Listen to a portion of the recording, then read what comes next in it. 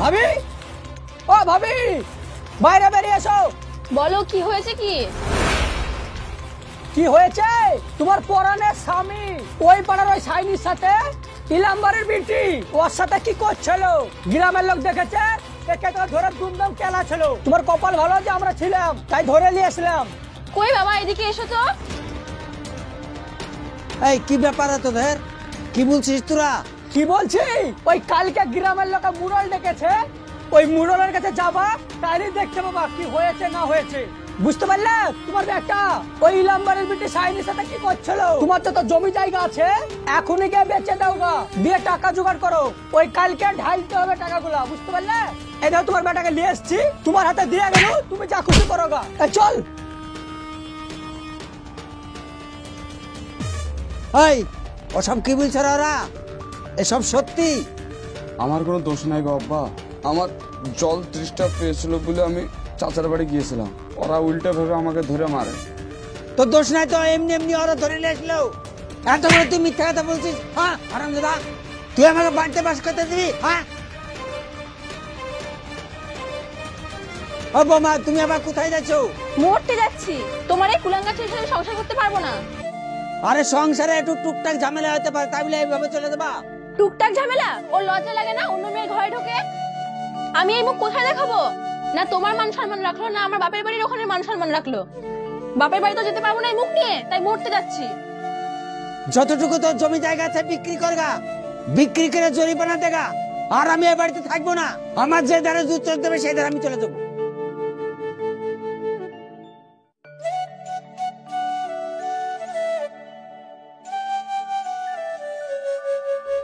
ইলাম ভাই বাড়িতে আছো? কে গো? আমি গো ভাই। তুমি আমার বাড়িতে? দাঁড়াও আমার বাড়ি থেকে। আরে ভাই তুমি মাথা গরম করছো কেন? মাথা গরম করবো না তো মাথা ঠান্ডা রাখবো? আমার সর্বনাশ করে আমার বাড়িতে এসেছো, আমি মাথা গরম করবো না? ভাই তোমার ভালোর জন্য আমি এসেছি। তুমি বলো মিটিং মজলিস করতে যাচ্ছ? হ্যাঁ আমি মিটিং ডাকছি তো। আরে ভাই তোমার আয় বড় মেয়ে, তার বিয়ে শাদী দিতে হবে, আর মিটিং এ নানান ধরনের নানান কথা বলবে লোকে। আর আমার বাড়ির বৌমাও খুব রাগী, এসব কথা জানাজানি হলে হয়তো কখন কি করে বসবে তার ঠিক নাই। তো আমি বলছি যে আমরা দুই ভাই মিলে একটা মীমাংসা করে ফেলি। মীমাংসা? মীমাংসা হবে না, আমি মানুষ ডাকছি, ওই মিটিং এ যা হবে ওরা যা করবে সেইটাই আমি মেনে নিব। আরে ভাই শুনো, তুমি ওসব করতে যাও না, তোমার মেয়ের ক্ষতিপূরণ নাই 50,000 টাকা দিয়ে দিচ্ছি, তোমার হাত ধরে বলছি ভাই, তুমি এই বিষয়টা নিয়ে আর বাড়াবাড়ি করো না। বাড়াবাড়ি করবে না মানে? কালকে আমি মানুষ ডাকছি, সমাজে মুরল মশাইকে বুঝে 5 লাখ টাকা জরিমানা করবো, তেবেকার আমার শান্তি হবে। বেড়াও আমার বাড়ি থেকে। তুমি যখন মানছই না তাহলে যা খুশি করো গা। আব্বা ওই ছোটখাটো জিনিস নিয়ে ঝামেলা করলে হয় না? ওর ছেলে তো কোনো দোষী নাই। ওই তুই ছেলে মানুষ কি বুঝি? যা ঘরে যা।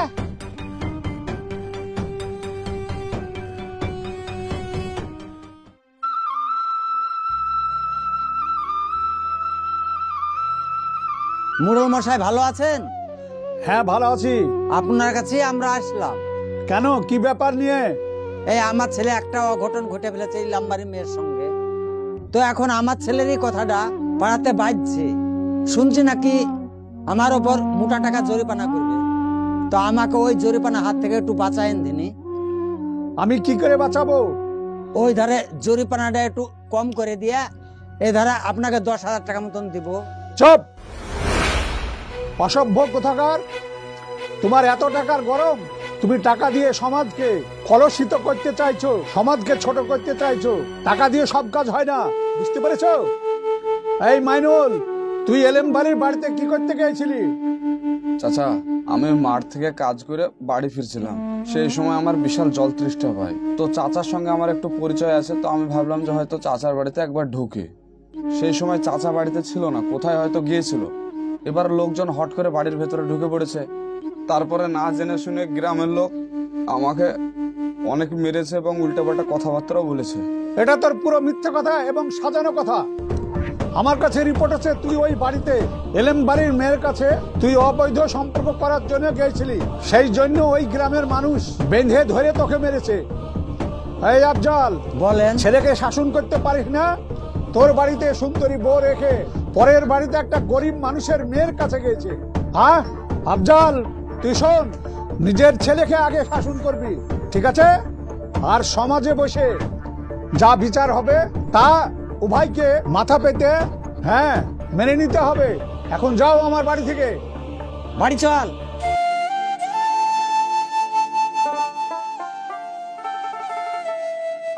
আব্বা, তুমি একটু যাও, আমি আসছি। তুই আবার করতে যাবি আমার সাথে? বাড়ি চ। ছোড়াদেরকে বলে মিটিং এ আসতে।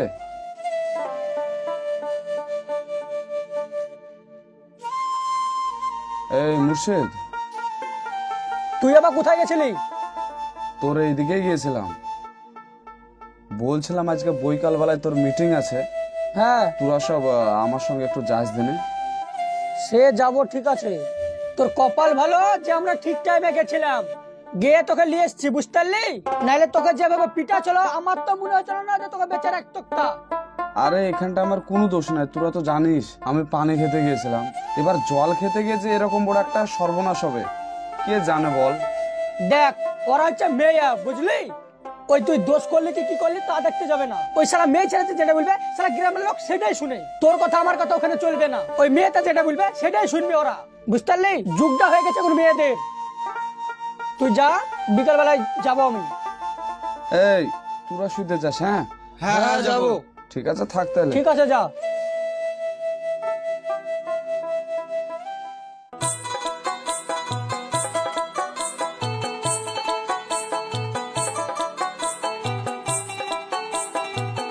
মোড়ল মশাই, আপনার কাছে আমি আসলাম, আপনার বাড়ি থেকে ঘুরে আসছি। কেন? ওই আমার মেয়েটার লেগে কাল তো মিটিং করার কথা, তাই আপনার কাছে আসলাম। ওদেরকে একটা বড় অঙ্কের জরিমানা করতে হবে, হ্যাঁ, 5 লাখ টাকা। তবে ওই আব্দুল্লাহ শুধরাবে, বুঝতে পারলেন? তাতে আপনি কিছু নিবেন। চুপ, অসভ্য মানুষ কোথাকার! তুমি সমাজকে টাকা দিয়ে কিনতে আসছো? হ্যাঁ, এতদিনে আমি বুঝলাম তুমি কেন সুন্দরী মেয়ে ঘরে রেখেছো, কেন মেয়ের বিয়ে দাও না। হ্যাঁ, মেয়েকে দিয়ে টাকা ইনকাম করে মোড়লকে তুমি টাকা দিতে এসেছো, সমাজকে কেনার চেষ্টা করছো তুমি। তোমার লজ্জা লাগছে না? একটা মুরব্বী লোক হয়ে ঘুষের কথা বলছো, আর কোনোদিন তুমি আমার সামনে এরকম কথা বলবা না, ঠিক আছে? ঠিক আছে। উভয় সমাজে বসে সমাজের 10 জন যা করবে তাই তোমাকে মেনে নিতে হবে। আর যদি তুমি না মানো তাহলে কোর্ট কাচারি আছে, থানা পুলিশ আছে, তুমি করবা, বুঝতে পেরেছো? এইরকম ধরনের কথা তুমি কোনোদিন কাউকে বলবা না, ঠিক আছে? ঠিক আছে, আপনার যেটা ভালো লাগে সেটাই আপনি করবেন। হ্যাঁ, আপনার আপনি ভার দিয়ে দিলেন, বুঝলেন? তাহলে আমি আসছি। ঠিক আছে, যাও এখন তুমি। আচ্ছা।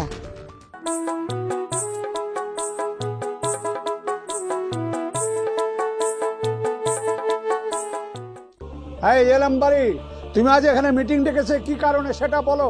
দেখেন, আফজালের বেটা আমার বাড়িতে গিয়ে আমার মেয়ের উপরে অত্যাচার করেছে, সেই জন্য আপনাদেরকে আমি ডেকেছি। এর একটা সুবিচার গ্রামের লোকজন দিয়ে আপনি করে দেন, এটাই আমি অনুরোধ করছি। এই ঘটনাটা সত্যি তো? হ্যাঁ সত্য। তাই? হ্যাঁ মোড়ল মশাই। এই মাইনুল, এলেম বাড়ি যে কথাটা বলো সেটা সত্যি না মিথ্যা? তুই সমাজের সামনে সত্যি কথাটা বল আমাকে। শুনেন চাচা, আমি মাঠ থেকে কাজ করে বাড়ি যাচ্ছিলাম, তো সেই সময় আমার বিশাল জল তৃষ্ণা পায়, তো আমি ভাবছিলাম হয়তো চাচা বাড়িতে ছিল, তো তার জন্য ওর বাড়িতে ঢুকে আমি জল খাচ্ছিলাম। তো সেই সময় ওর মেয়ে আমাকে ডাকে এবং ডেকে দুটো কথা বলে, এবং সেই সময় গ্রামের লোকজন গিয়ে আমাকে ধরে এবং মারে। এখানে আমার কোনো দোষই নাই। না, ও মিথ্যা কথা বলছে, ওকে আমি ডাকিনি, ও আমার বাড়িতে এসেছিল। ও মিথ্যা বলছে, ওকে না ডাকলে ও এমনি এমনি তোর বাড়িতে চলে গেল। তোর লজ্জা করে না? অসভ্য মেয়ে একটা বিবাহিত ছেলের সাথে তুই সম্পর্কে আছিস। এই মেয়ে ছেলে, থামো, তোমাদের উভয়ের কথা আমি শুনলাম। এই মাইনুল, বলেন। তুই এলেম বাড়িতে জল খাইতে গেছিলি, যে কুকর্ম কাজ করেছিস, যেটা সমাজে বিচার করবে সেটা তুই মানবি তো?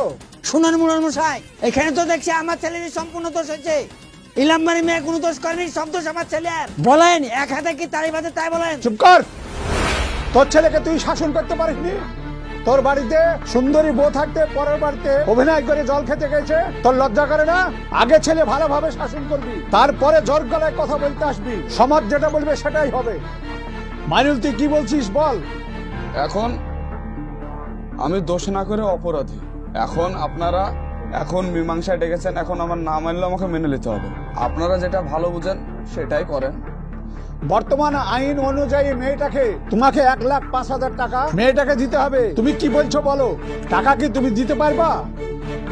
অত টাকা দেওয়ার সামর্থ্য আমার এখন নাই। কত টাকা পাবা কোথায়? সমাজ সেটা শুনবে না। একটা মেয়ের গায়ে হাত দেওয়া কতটা যে অপরাধ সেটা তুমি জানো? দোষ করেছো তুমি আগে, গ্রামের লোক সাক্ষী। টাকাটা তোমাকে দিতে হবে, কখন দিবা বলো? ঠিক আছে, আমাকে মোটামুটি 10 দিন মতন সময় দেন। 10 দিন? 10 দিন পর হ্যাঁ তুমি সমাজের সামনে একটা সাক্ষী রেখে এলেম বাড়ির হাতে 1,05,000 টাকা দিয়ে দিবে। হ্যাঁ। এই এলেম বাড়ি, 10 দিন পর মাইনুলের কাছ থেকে টাকাটা তুমি নিয়ে নিবা। ঠিক আছে। যাও এখন সবাই, তুমি 10 দিন পর টাকা পেয়ে যাবা। যাও।